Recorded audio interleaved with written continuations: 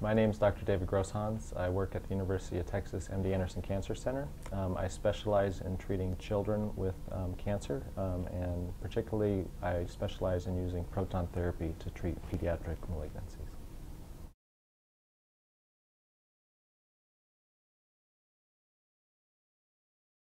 Okay, this was a very simple study which we did on the computer. One of the scariest side effects of radiation in terms of long-term side effects is the possibility that radiation itself could cause difficulties with learning and memory, and such that children wouldn't do as well in school years after, even if they've been cured of their tumor. What we believe this is due to is radiation to certain regions of the brain, specifically the hippocampus, which is an area that's involved in learning and memory.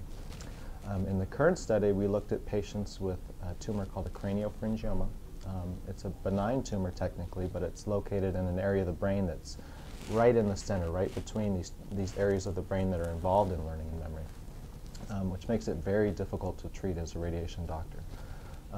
In the current study, we looked at the ability of proton therapy to spare these normal brain regions as compared to the very best X-ray therapy that we could make.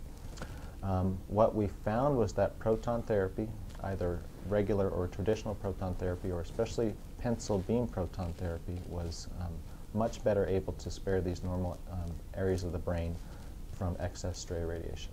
This was a simple study performed on the computer, but I think what it means for patients is that after receiving proton therapy, the likelihood of a difficulty with learning and memory will be lower, and we're working very hard to prove that clinically and following our patients very closely. I always tell parents that it's very simple. If you don't hit it, you don't break it. Proton therapy has unique advantages in that we're able to spare normal tissues from the excess stray irradiation. Every pediatric patient that we treat will see some benefit from proton therapy, whether it be in sparing the hippocampus, or for some patients even sparing the heart, the lungs, or any other normal tissue.